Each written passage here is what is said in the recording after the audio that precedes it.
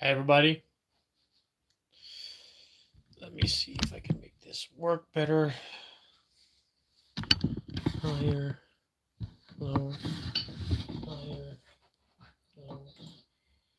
Hello. So, I guess this is good. Let me see.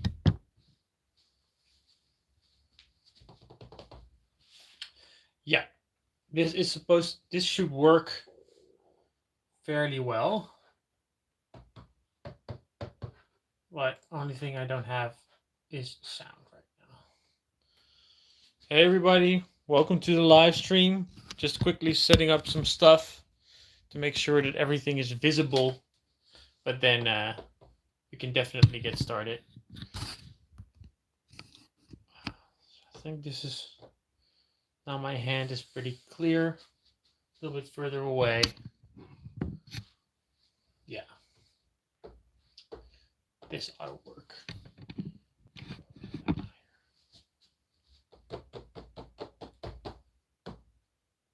Yeah. Let me see if I can, just one more second. I'm going to make sure that there might be a possibility to do a little bit of an angle here. To angle this thing down a little bit. I think that might be nice. And then, yeah, like this. And then I had this thing set up once and it worked perfectly. And then I sort of lost the right angle. And now clean, and then we can get started. All right. Let me see. Hey, Lasse. Welcome, welcome. Let me see who else is here. Oleg is here. Hey, Oleg. Great to see you. It's always a bit of a thing starting up because there's always shit with like sound and stuff. Just to get everything working, like watching the live stream and streaming it on my phone and making sure that I can still play drums at the same time. Computer sometimes. There you go. Slowly starting to figure this out. Great. Okay, so first thing I want to start with is talk a little bit about something that Lasse asked me over the email, which was about these double kick hits, right? Something like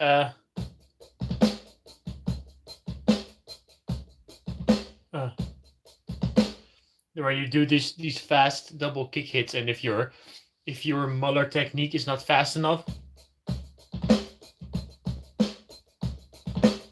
if you cannot play the Muller technique that fast, then you might want to switch to alternating hands. Let me just quickly see if I can switch to my machine. It's a little bigger. Might be a little bit more clear to just sort of show you what I'm doing. Just 1 second. Make sure that the settings are good.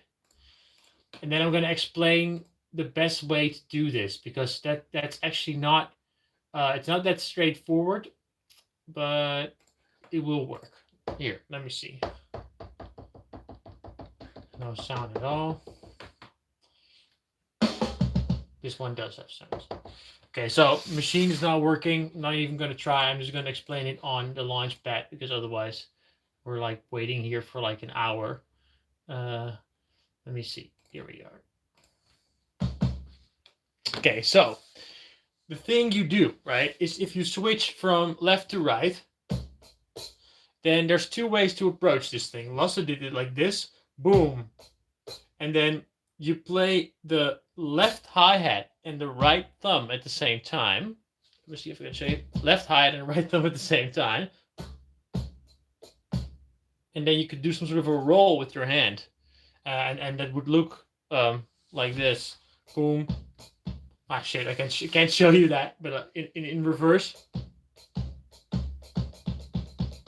Like that. What you can also do, if your Muller technique is not fast enough, is just do one Muller movement. Because usually the problem with the Muller technique and lifting your wrist up is that you cannot repeat it fast. So what will happen is you can do it once. like,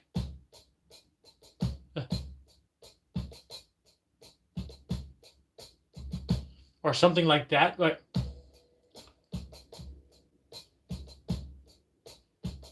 see what I'm doing? Like that. One Muller, and then you go keep going. Sorry. Again. Alternating. Muller, snare, and alternate. Boom. Muller, snare. Just right before that snare, you do one of those Muller movements.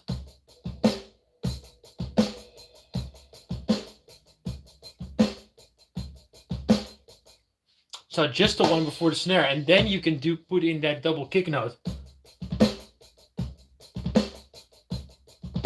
It's a bit annoying that I cannot show this to you from the top. I have to really work on a dual camera setup. I'm thinking about that actually, but I don't have it yet. But that's sort of the alternative. And but your method is good as well, where you just do this double thing and then a little bit of a wrist turn. I thought that was very inventive. I tried to play it that way, and that worked as well. So if that feels good to you, it's actually a pretty good exercise to do. Make sure that you keep it consistent, and then that will work. And otherwise, just try and do that one fast Muller when you need it, and then there, right before the snare, and then do the alternating hands again. I hope that helped. John and Nancy are here as well. Welcome, welcome. Oleg is here. So, yeah, great, Lasse. That's a thanks. It was a cool beat actually, and a nice thing to see that how you're being creative with it and trying multiple things. There's not really a right or wrong here. That's all I can say. Um, so yeah, does anybody else have any questions? In the meantime, I can say a little bit what I'm up to. This morning I was working on my machine Mark III, and I noticed that the pads are getting less and less sensitive, and I think the pad sensor sheet inside the machine is sort of starting to wear out.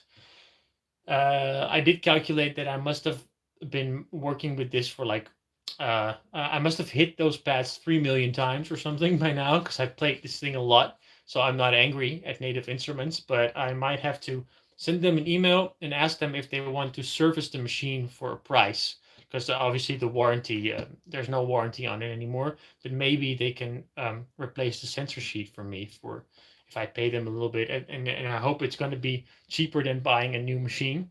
And with that said, I just wanted to share that with you, because I feel a little bit like if you just invest in a machine Mark III just for the pads, and you have all basically the pads are this size, right? But there's this whole other part of the device that I never use.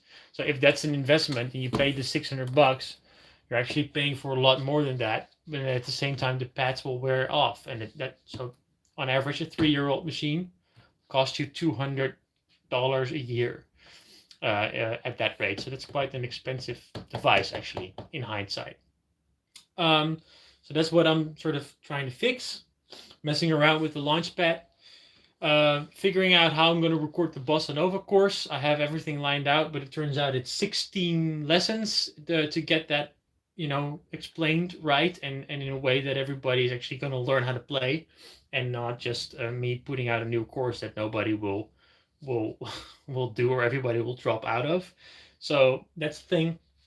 And one thing I'm gonna try and do is get two Sony cameras that can be synced together, and I can create this multi-camera setup that actually just can start and stop with one click of a button. Because the way I record all my dual camera courses right now, it's a pretty ghetto way of doing it. Is actually I have one camera set up, and then I have my phone hovering over the thing, and I always just, with every take, I check if the phone is running, and then I check if the camera is running, and I check if the audio is running on my computer, and then I record a lesson, and afterwards I combine all those three things, and I have to just use all kinds of software and look at where the audio syncs up and where the cameras sync up and just do all of that. And it's a lot of work and a lot of stuff can actually go wrong.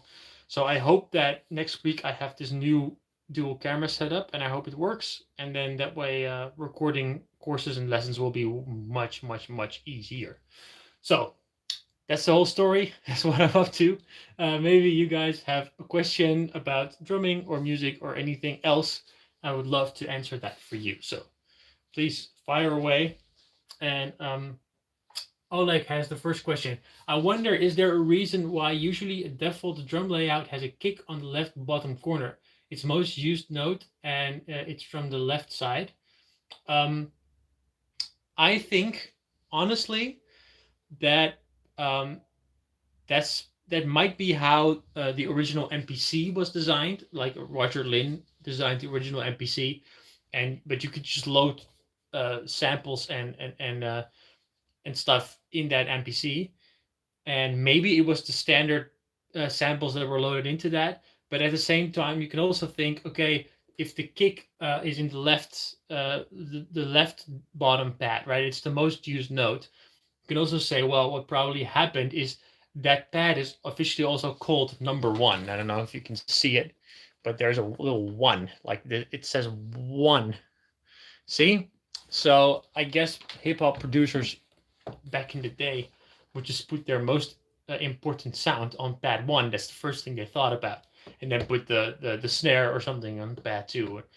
And I guess that's how it grew. But I don't think at the time people were thinking about ergonomics or playing the device like an acoustic instrument the way I tried to do.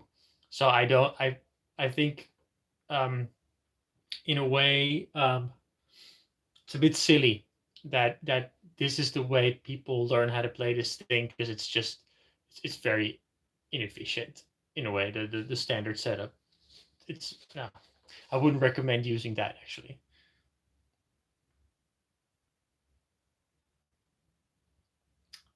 Okay, and John asks, do advanced players keep counting one E Anna, or does it become natural, especially for fills?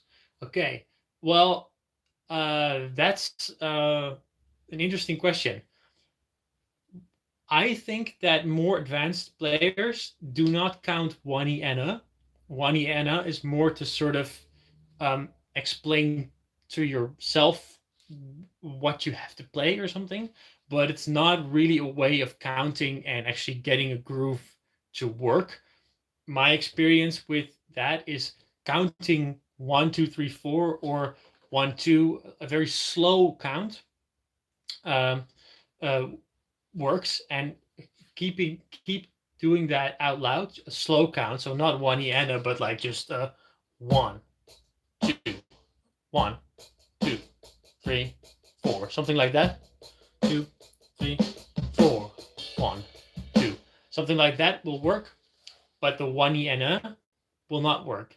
And I don't really know why that is, but I feel like humans have a natural skill to sort of count slow stuff and stay consistent. And we have this tendency to, when we count fast stuff, to keep speeding up. So the spaces between notes that follow each other quickly will get smaller and smaller, and we won't even notice, because I guess that's just a brain thing. And so what I think most professional drummers do, or what I know a lot of professional drummers do, is they practice filling in large spaces between slow counts and get that perfectly, just basically with their hands and just in terms of timing. So a very slow 1, 2, 3, 4, and then switch from 1, 2, 3, 4, something like that, and then even faster and faster, and basically make that transition between quarter notes, 8 notes, 16th notes, just sort of learn by heart what the difference is.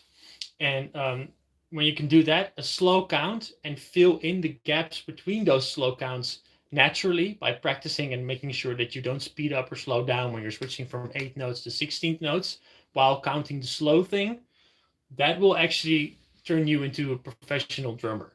I don't know if this is a clear explanation. I also talk about it a little bit in the timing course, but there's something there where your fast clock and your slow clock are two different things. And the slow clock will keep you grounded, and the fast clock is something that you practice and that where you train your hands as well to do the fast stuff and do it accurately.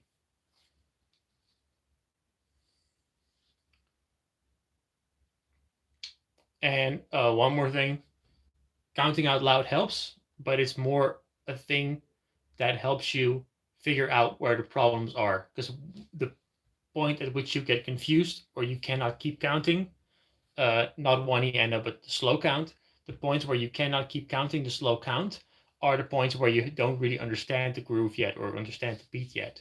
And a lot of drummers, professional drummers, still do it, but obviously when you're recording in a recording situation, at some point you have to stop counting because the mics that record your drum kit will pick that up. So no professional studio drummer would ever count out loud during a whole song because that doesn't work. Okay. Any other questions?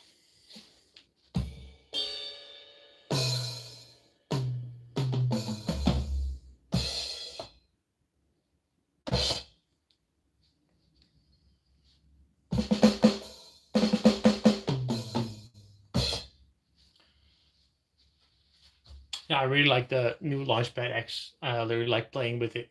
I'm designing. I did this video about new layouts that you could do 8x8 layouts, and after that video, I immediately invented another one that I also like. So I guess I'm gonna have to do a little follow up about that. But I still like the layouts that I invented. So it's not something that I need to correct or something. It's just apparently there's a lot more possible. Every day that I mess around with this thing, I figure out new stuff. Anyways, um, yeah. Do I have anything else to say when while other people are maybe asking questions, maybe not. I don't know. It's fine by me. But I don't know. I have something to say. Bossa Nova course, already talked about that. Machine. Mm, not really. I already told you guys about that I'm going to Atlanta over Christmas and that I'm going to check out these expensive boutique finger drumming things, right? It's actually a 5x5 controller made by Zendrum, and that it's a company down in Atlanta, and I actually contacted them, asked them if that I could come by over Christmas, and they said yes. I'm going to check out their Zendrum devices and see if that's something that's interesting. It's obviously super expensive. I cannot imagine that it's going to trump the Launchpad X in terms of like value you get for money, but it might open some doors or create a new sort of experience. And again, there's this stomp block that you can use to probably use this thing in standalone mode, which is something I'm very interested in. So that's also something that I have got planned. Um, and after saying that I would go to Atlanta, I actually got maybe it was one of you.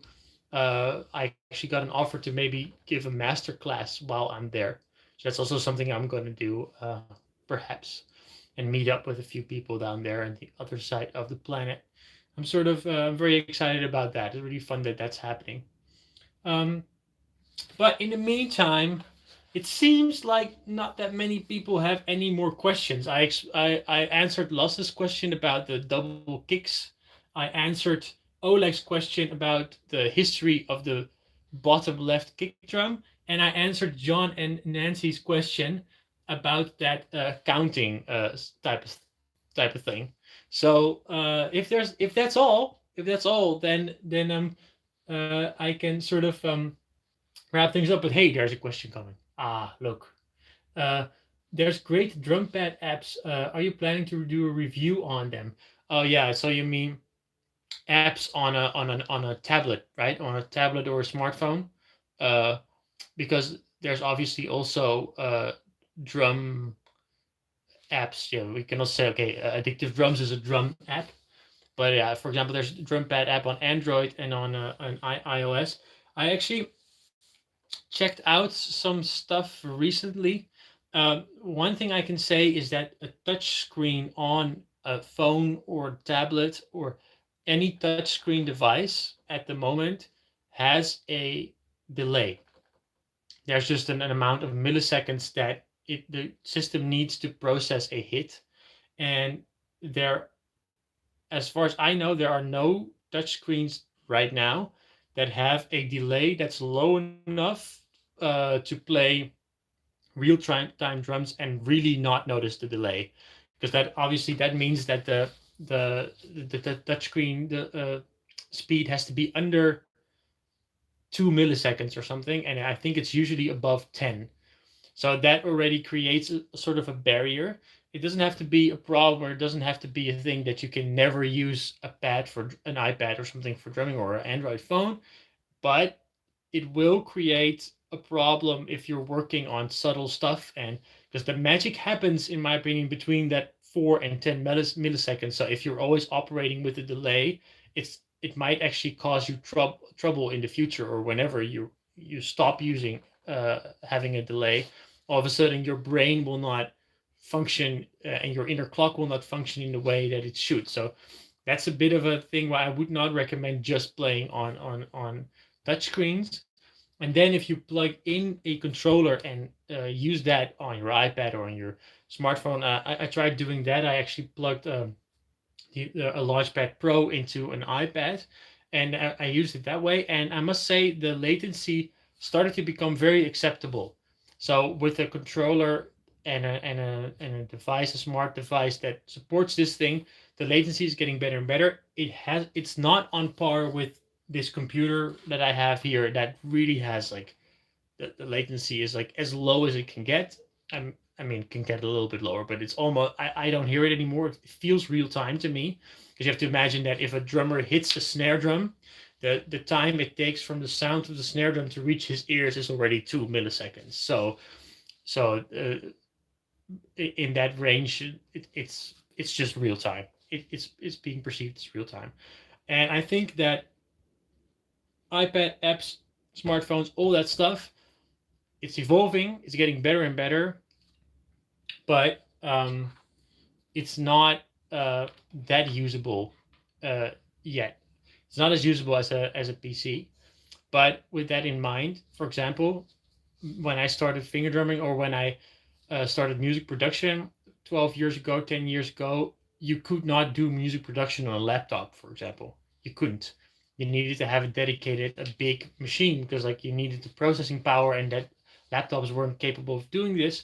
And now, over the past 3, 4 years, I've only used my laptop for music production, for live, for finger drumming, anything. So that's progress, and I think the next step is obviously tablets and smartphones. So that will happen. It's just not 100% there yet. All right.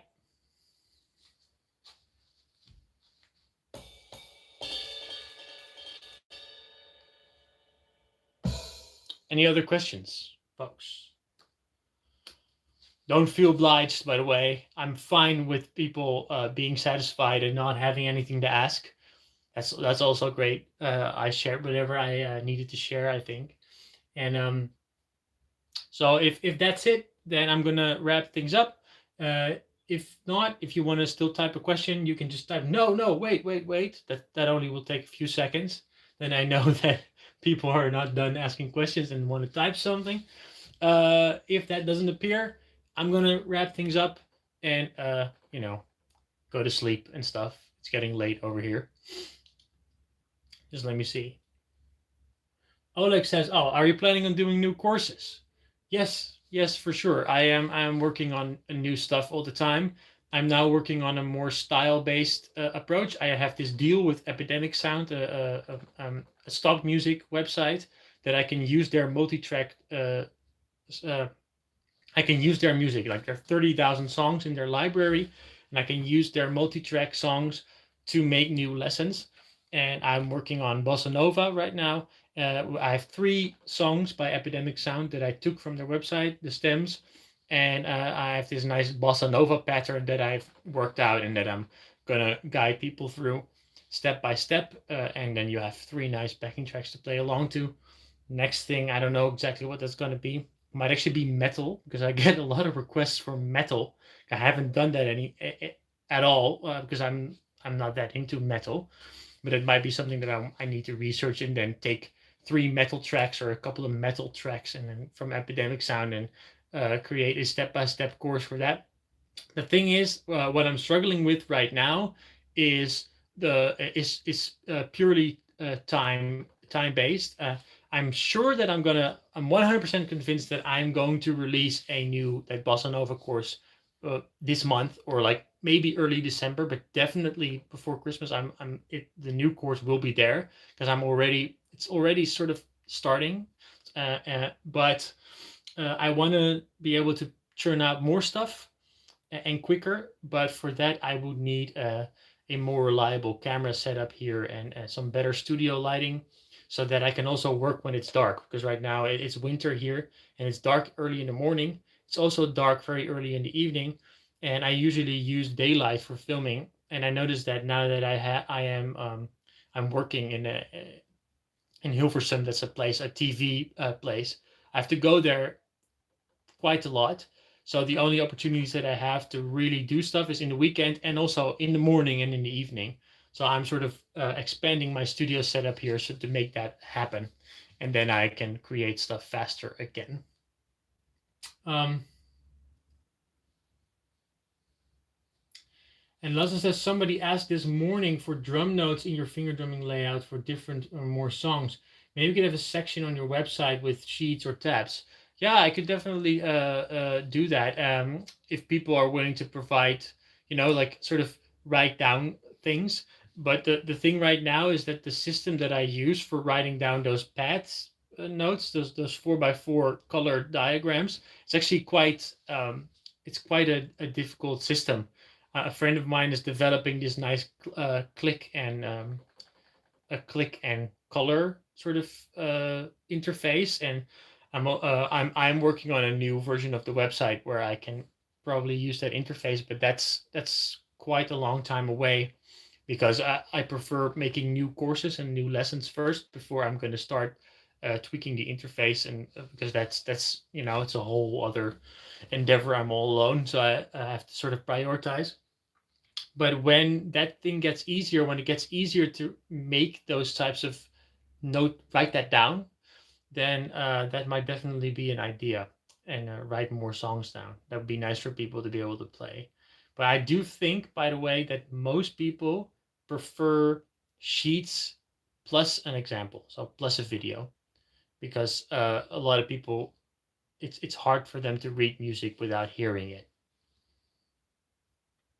And Lasse agrees, courses are more important. Yeah, exactly. I think so too. So yeah, I've it's a nice layout. It's really cool. It's like super nice and responsive, and you have the video next to the pads. I created this nice thing that uses all the screen real estate in a really efficient way and makes it possible to see the video and read the music at the same time. All kinds of stuff like that. It's going to be really cool when it's released, but it's probably going to be like the summer of 2020 or something before I really feel like that's a thing I should do. Okay, well, folks, any other questions? Feel free to say no, but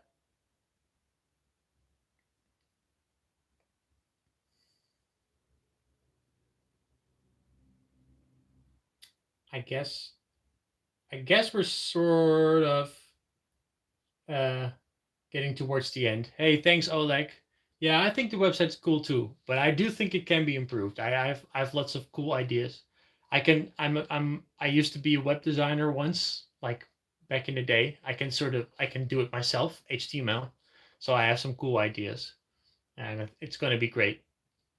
All right, I think I'm going to wrap things up. It's been a long day, and very nice to have the support and that you guys were here. Obviously, ask me any questions per email if you have something pressing, because I'll be back obviously the first Sunday of December. Let me see what day that is, but then I should be there. And in the meantime, you can just send me an email. I'll be there and answer all your stuff. Let me see. What's the first Sunday of December? Is that a convenient day? Oh yeah, that's actually December 1st is the first Sunday of December. And Lasse, I'm so sorry to let you know that that might become an early morning stream. So, but feel free to skip it if that's too early for you, because I have to go to record a television show that day again, and I have to be there at 9. So, Sunday the 1st of December, I'll be there, and then in the meantime, send me an email. Right, guys? See you next time. Bye bye.